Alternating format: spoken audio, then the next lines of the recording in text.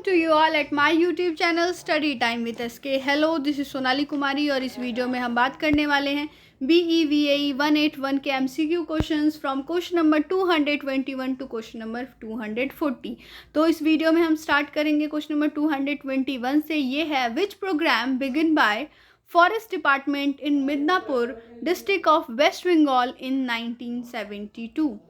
1972 में वेस्ट बंगाल का एक डिस्ट्रिक्ट है मिदनापुर, तो वहाँ पर फॉरेस्ट डिपार्टमेंट ने एक प्रोग्राम स्टार्ट किया। आपको उस प्रोग्राम का नाम बताना है। आपके पास यहाँ पर ऑप्शन है A SFM, B JFM, C CFM और D है DFM। और इसके लिए जो करेक्ट आंसर होगा वो हो जाएगा ऑप्शन B JFM। JFM का फुल फॉर्म होता है joint forest management.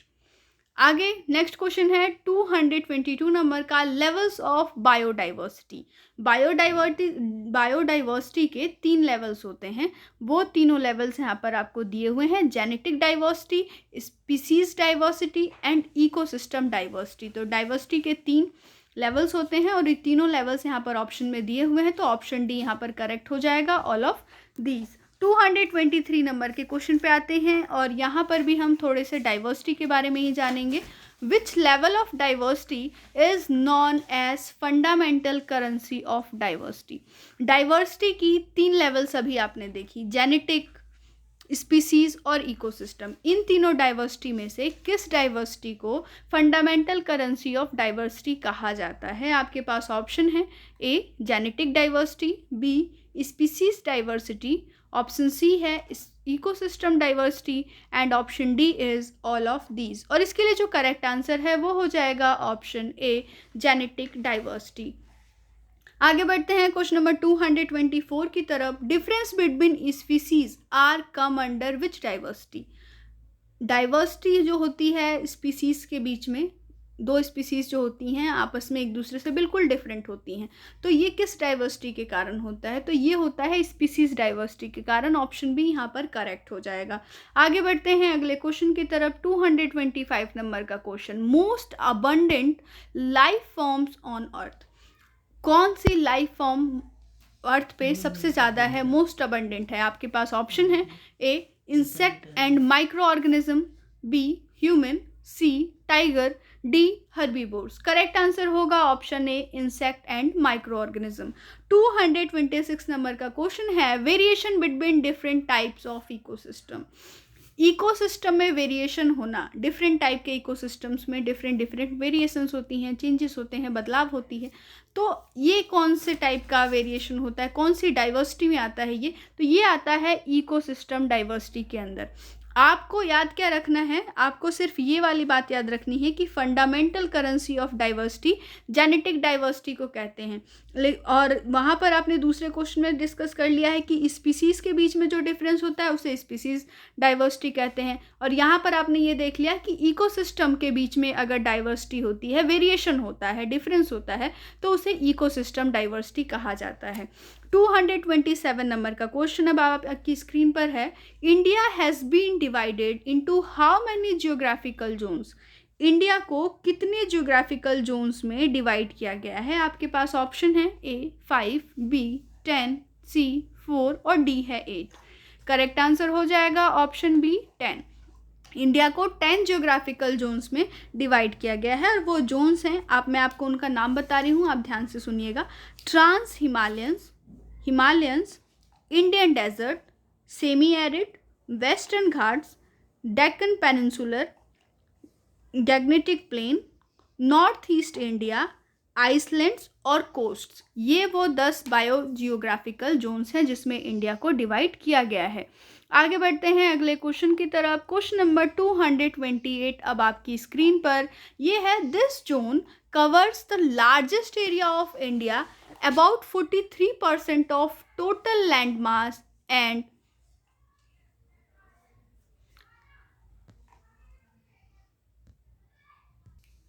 14,21,000 square kilometre area.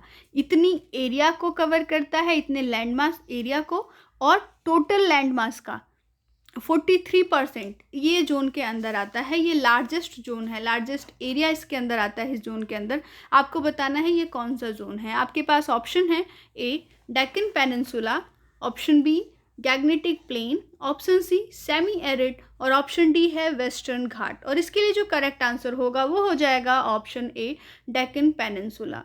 229 number का क्वेश्चन है आपके सामने। Zone has one of the most fertile areas in world, it supports a dense and growing human population.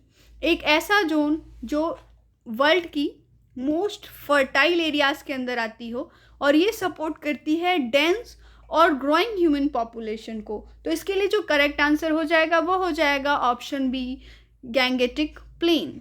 आगे बढ़ते हैं 230 नंबर के क्वेश्चन की तरफ। 230 नंबर का क्वेश्चन आपकी स्क्रीन पर है। Species that is restricted to a given area and not found elsewhere. एक ऐसी स्पीसीज जो सिर्फ एक ही पर्टिकुलर एरिया में मिलेगी, बाकी उसे आप कहीं और नहीं ढूंढ सकते हो, उस टाइप की स्पीसीज को क्या कहा जाता है। आपके पास ऑप्शन है ए एंडेमिक, बी एपिडेमिक, सी एप्स और डी है रेप्टाइल्स। करेक्ट आंसर हो जाएगा option A endemic. Endemic species वो स्पीसीज होती हैं जो सिर्फ एक गिवन एरिया में, रेस्ट्रिक्टेड एरिया में मिलती हैं और किसी भी जगह पर फाउंड आउट आप उन्हें नहीं कर सकते हो। 231 नंबर का क्वेश्चन अब। Areas that are extremely rich in species have high endemism and under constant threat. एक ऐसा एरिया जो एक्सट्रीमली रिच है स्पीसीज के मामले में, तो वो होता है हॉटस्पॉट्स। ऑप्शन बी यहाँ पर करेक्ट हो जाएगा क्वेश्चन नंबर 231 के लिए। आगे बढ़ते हैं क्वेश्चन नंबर 232 की तरफ। Value of biodiversity is often divided into. जो बायोडाइवर्सिटी की वैल्यू है उसको कितने पार्ट्स में डिवाइड किया जाता है ये आपको बताना है। तो इसके लिए जो करेक्ट आंसर होगा वो हो जाएगा ऑप्शन बी 2 पार्ट्स में उसको डिवाइड किया जाता है। एक होता है इंट्रिंसिक वैल्यू, दूसरा होता है एक्सट्रिंसिक वैल्यू। दोनों का आपको नाम भी पता होना चाहिए। फिर से सुन लीजिए, पहले का नाम है इंट्रिंसिक, दूसरे का है एक्सट्रिंसिक। 233 नंबर का question. Demand for energy doubles in every how many years. जो एनर्जी की डिमांड है वो प्रत्येक कितने सालों में डबल हो जाती है ये आपको बताना है। आपके पास ऑप्शन है ए 14, बी 15, सी 16 और डी है 17। करेक्ट आंसर होगा यहाँ पर ऑप्शन ए 14। हर 14 सालों में एनर्जी की डिमांड डबल हो जाती है। अब बात कर लेते हैं एक एक्स्ट्रा फैक्ट की। यहाँ पर यह है कि इंडिया पूरे वर्ल्ड में प्रोड्यूस एनर्जी का 3% कंज्यूम करता है, और जो कंट्री जितनी ज़्यादा एनर्जी को कंज्यूम करती है माना जाता है कि वो कंट्री उतनी ही ज़्यादा डेवलप है। 234 नंबर का question. Energy has divided into. Energy को कितने पार्ट्स में डिवाइड किया गया है ये आपको बताना है। तो एनर्जी को 2 पार्ट्स में डिवाइड किया जाता है। एक कन्वेंशनल एनर्जी होती है, दूसरी नॉन कन्वेंशनल एनर्जी होती है। तो यहाँ पर सबसे पहले आंसर जो होगा 234 का वो ऑप्शन सी हो जाएगा। Both conventional and non conventional type की एनर्जी होती है 2। अच्छा, अब कन्वेंशनल क्या होती है वो पहले सुन लीजिए।